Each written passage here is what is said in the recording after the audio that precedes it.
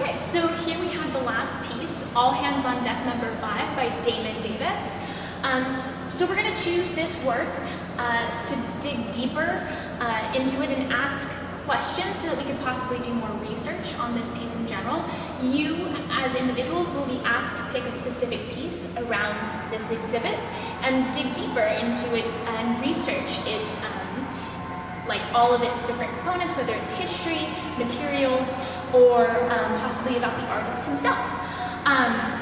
So that's what we're going to do with this piece to just sort of help stimulate that. So again, we have All Hands on Deck by Damon Davis. Damon Davis is an artist who lives currently in St. Louis, Missouri, and he works with a collective called 8 Collective. They are a group of artists that work all together for their social goal and change. But Damon Davis also works individually and does his own work. So with me telling you that, there's a lot missing, right? So what are some questions that you could write down right now that would dig deeper into the history of this artist?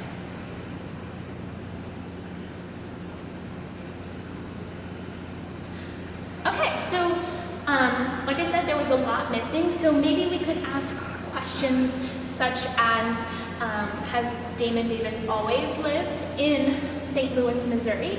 Is he from the East Coast or is he from the West Coast, which could really change the way he looks at different things within society. We could also ask, what does his collective do? What is their goal? When working together, what sort of art pieces do they make?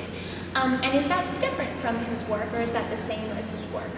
And then also just sort of going into maybe where Damon Davis went to school, or where he sort of learned how to make art, and what was that? So with that, we'll sort of move into the piece, All Hands on Deck. So does anyone recognize the gesture that you see here?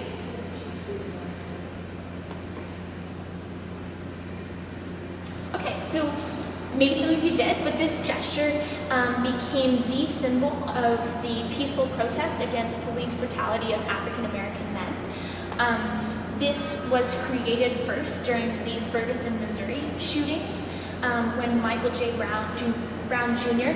was killed by a police officer.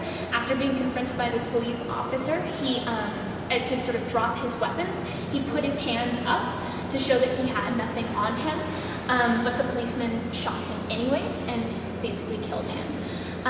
When Damon Davis first learned about this shooting, he decided to immediately go to Ferguson, Missouri, and with that, he took photographs of each member of the African American community in the same pose that Michael Brown had done before he died.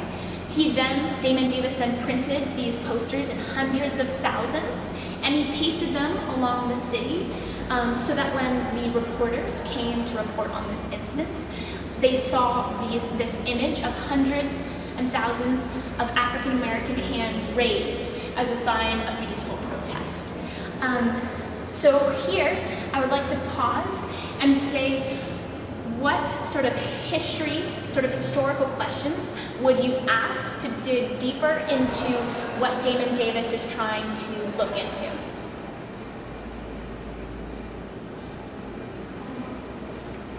Okay, so we have a lot of content here, right? So the police, like at a very low level, we have police brutality against African Americans, and sort of looking at that throughout history. So maybe asking what other incidences of violence have occurred against African Americans throughout history. Maybe why is this an issue for the community? What sort of justice systems do we have in place to deal with violence? And then on a grander scale of things, looking at African American history in general, right? And then sort of their history of enslavement all the way to freedom. And so the questions that would go into that. So yes, and then, so that's their history.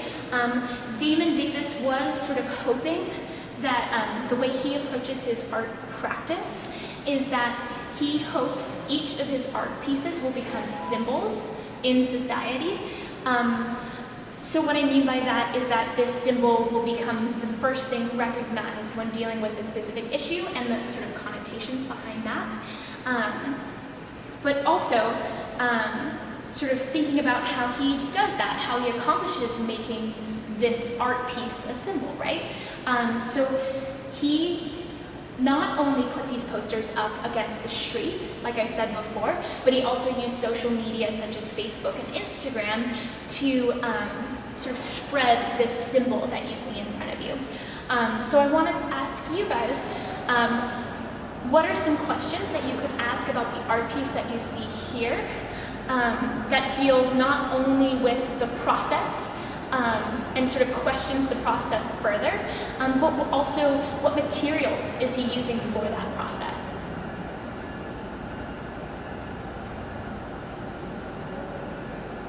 Okay, so hopefully you generated some thoughts and some questions about the process, sort of why does he need things to become symbols?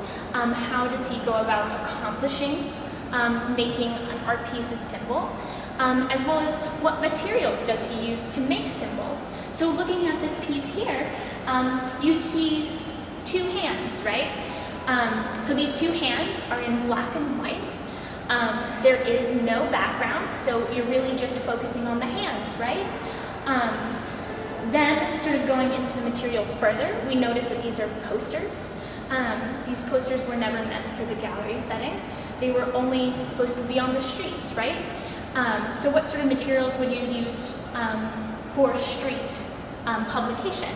Would you use really expensive posters, or would you use sort of everyday paper to print these things on?